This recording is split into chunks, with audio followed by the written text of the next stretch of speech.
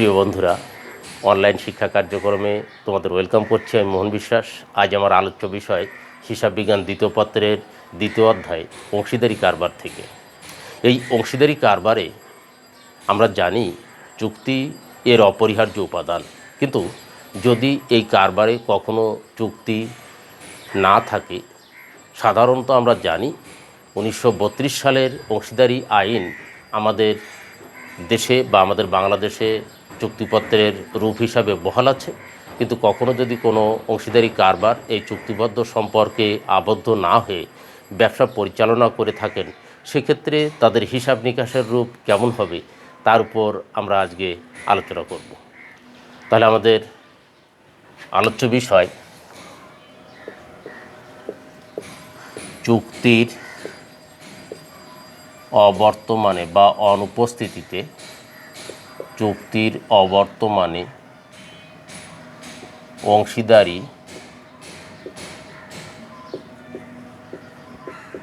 ব্যবসায়ের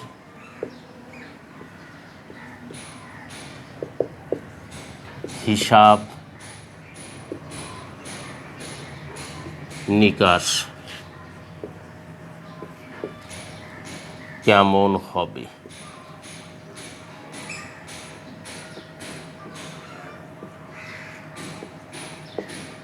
আলোচ্য বিষয় চুক্তির অবর্তমানে অংশীদারি ব্যবসায়ের হিসাব নিকাশ কেমন হবে, এটার উপরে আমরা আলোচনা করতে চাচ্ছি। আসলে অংশীদারি ব্যবসায়ের ক্ষেত্রে আমি তোমাদের বললাম 1932 সালের 1932 সালের অংশীদারি আইনের ধারা অনুসারে আমাদের দেশের অংশীদারি ব্যবসায় গঠিত, পরিচালিত ও চুক্তিবদ্ধ সম্পর্কের সৃষ্টি হয়। কিন্তু এই চুক্তিপত্র যদি না থাকে তাহলেও এই ব্যবসা পরিচালনা করা যাবে এবং এর হিসাব নিকাশ সুসম্পন্ন হবে। এই হিসাব নিকাশগুলো সুসম্পন্ন করার জন্য আমি তোমাদের যে সংক্ষিপ্ত রূপটি বলবো তা হচ্ছে হিসাব নিকাশ করতে হবে। হিসাব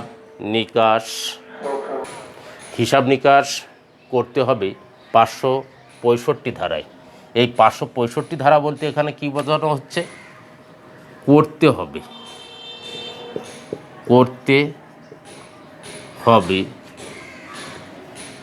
5টি কাজ করা যাবে। অর্থাৎ বাধ্যতামূলকভাবে বলা হচ্ছে না, গ্রহণযোগ্যতার ভিত্তিতে করতে হবে এমন কাজগুলোকে বলা হচ্ছে 5টি। করা যাবে 6টি কাজ,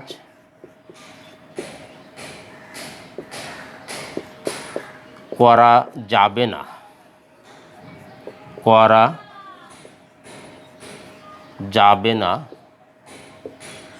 5টি কাজ।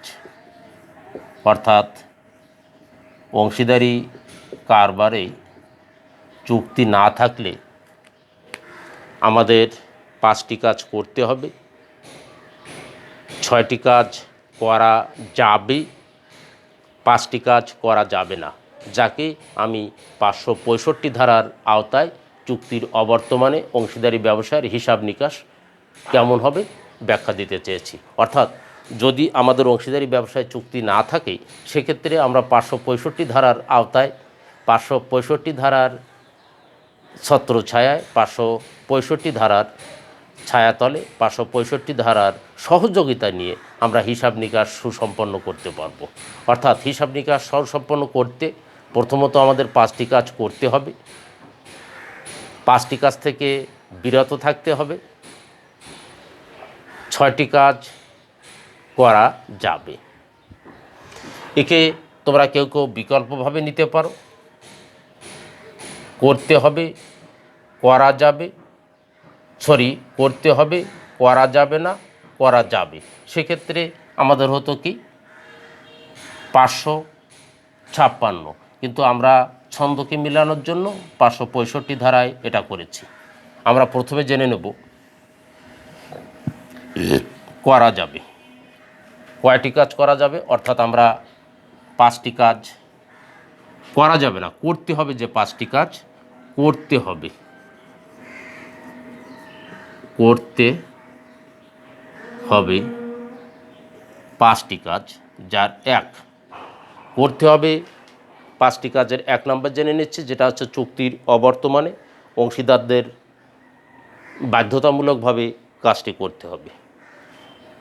ব্যবসায়ের যে লাভ হবে, অর্থাৎ কারবারের মুনাফা, কারবারের মুনাফা সমহারে বন্টন করতে হবে। আমরা করতে হবে কাজগুলো শিখে নিচ্ছি। যার প্রথমটা আমরা লিখলাম, মুনাফা সমহারে বন্টন করতে হবে। কারবারের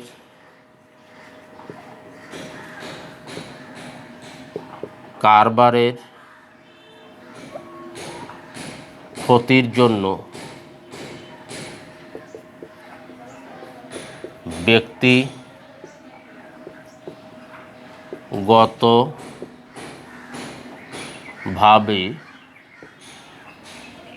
ক্ষতিপূরণ দিতে হবে।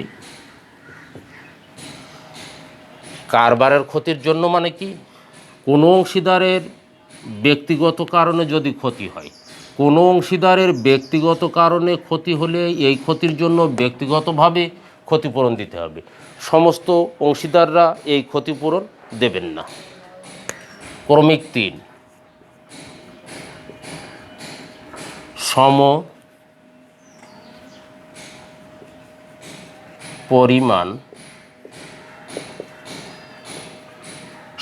পরিমাণ মূলধন কারবারে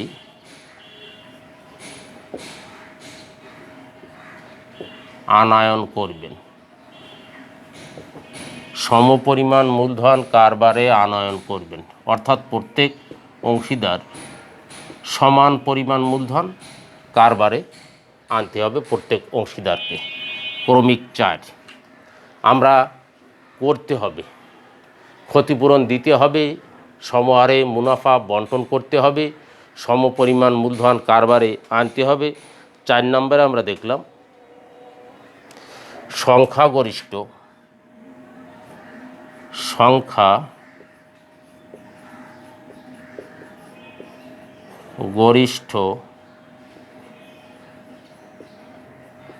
অংশীদারদের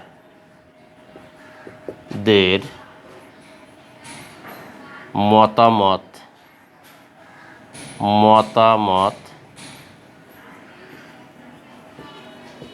গ্রহণ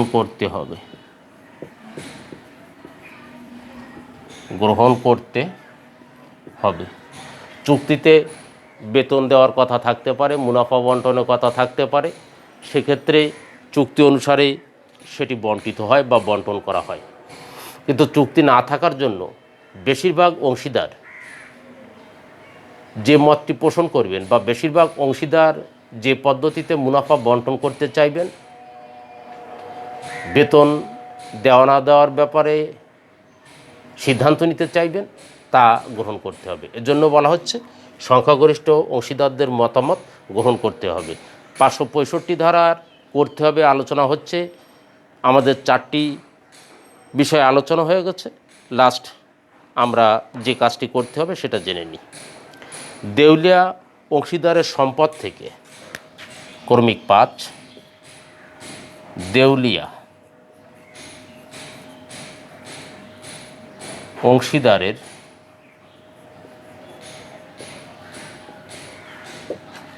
সম্পদ থেকে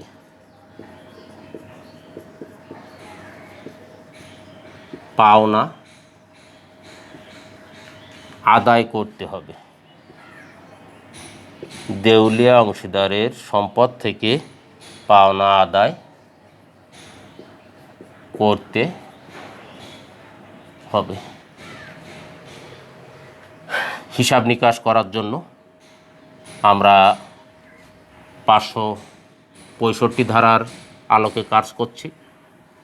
565 ধারায় হিসাব নিকাশ করতে হবে, যেখানে আমাদের প্রথমত 5 আলোচনা শেষ হয়েছে। এরপর আমরা ষষ্ঠ আলোচনার দিকে যাব। তার আগে তোমরা যারা তুলে নিতে পারোনি একটু দ্রুত গতিতে তুলে নাও।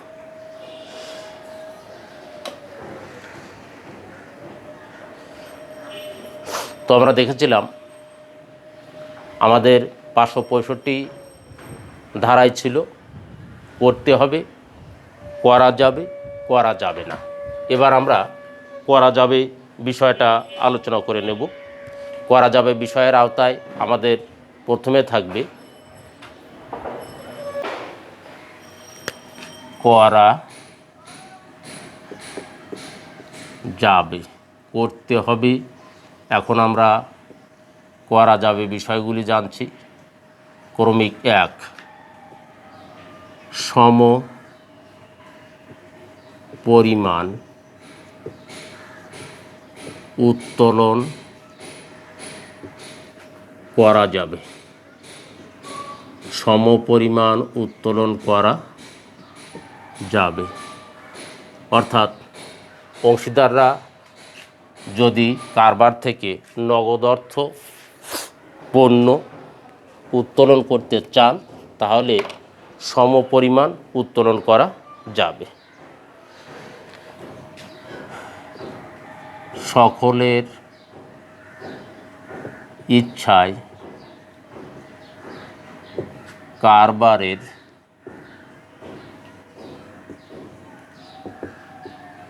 বিলোপ সাধন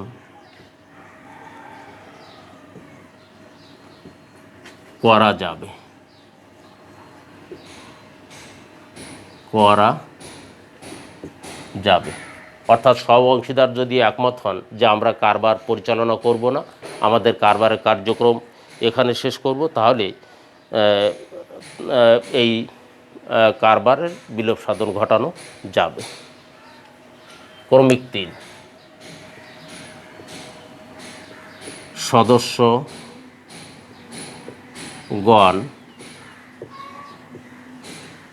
একমত হলে দায়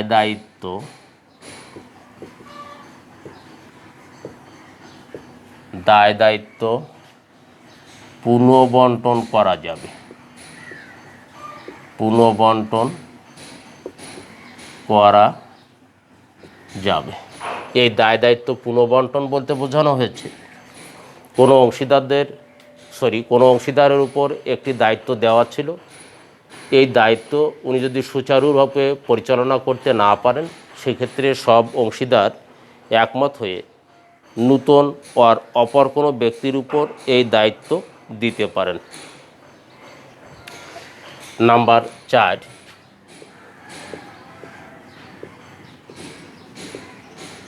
সম্পত্তি উদ্ধারের জন্য মামলা করা যাবে। সম্পত্তি উদ্ধারের জন্য মামলা করা যাবে অর্থাৎ অংশীদারগণের কোনো সম্পত্তি হাতছাড়া হলে সেই সম্পত্তি পুনরুদ্ধারের জটিলতা সৃষ্টি করলে তা পুনরুদ্ধারের জন্য মামলা পরিচালনা করা যাবে।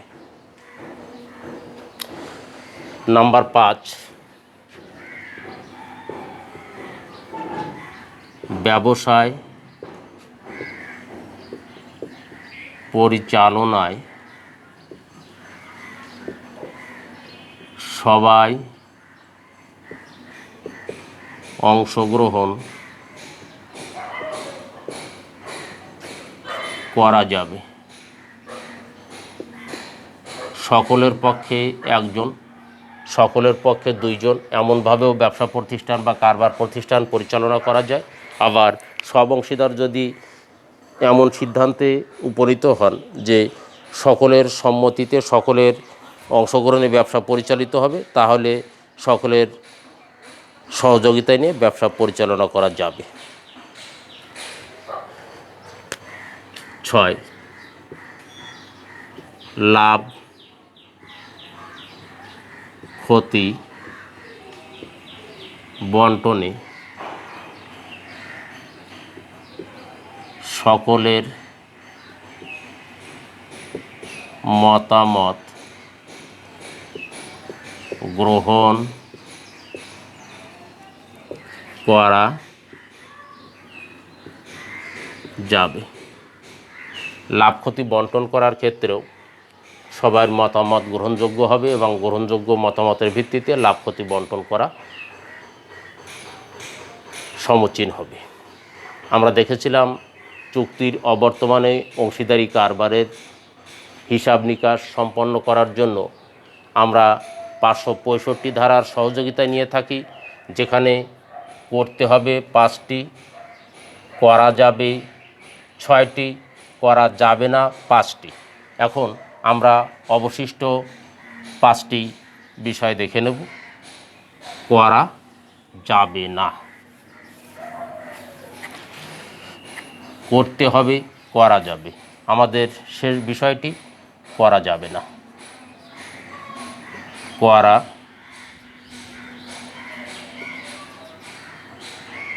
যাবে না,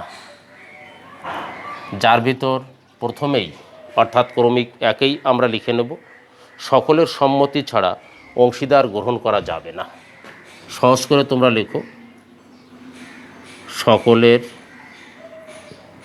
মতামত ছাড়া নূতন অংশীদার নেওয়া যাবে না। সকলের মত না থাকলে কোনো ব্যক্তি নূতন অংশীদার হিসাবে কারবারে যুক্ত হতে চাইলে তাকে নেওয়া যাবে না। উত্তোলনের উপর সুদ ধার্য করা যাবে না। অর্থাৎ আমরা জানি অংশীদারি কারবারের ক্ষেত্রে পণ্য উত্তোলনের উপর কোনো সুদ ধার্য করা হয় না এবং চুক্তির অবর্তমানে নগদ উত্তোলনের উপরও কোনোরূপ সুদ ধার্য করা যাবে না। ব্যবসায় পরিচালনায়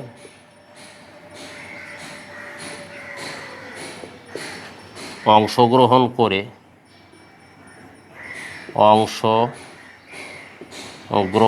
করে বেতন, কমিশন দাবি করা যাবে না। দাবি করা যাবে না।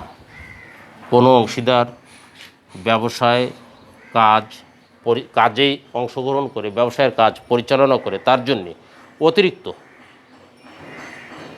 বেতন, ভাতা বা কমিশনাদি দাবি করা যাবে না। মূলধনের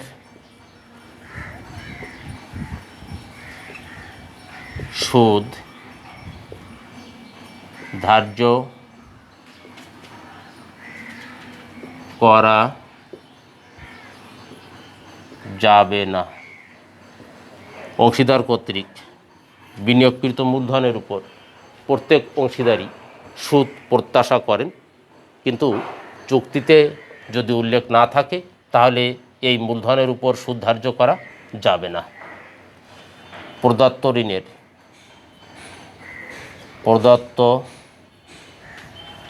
ঋণের উপর 6% এর বেশি সুদ দেওয়া যাবে না।